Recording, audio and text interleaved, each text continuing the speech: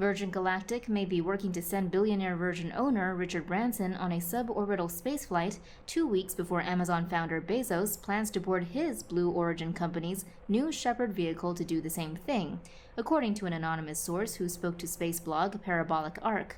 Both flights are referred to as suborbital, which means they do not reach speeds high enough to remain in Earth's orbit once they reach space, according to Space.com.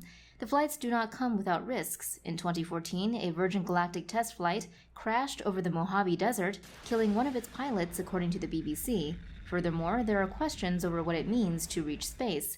Virgin Galactic's latest test flight reached more than 55 miles or 89 kilometers above Earth, according to Space.com.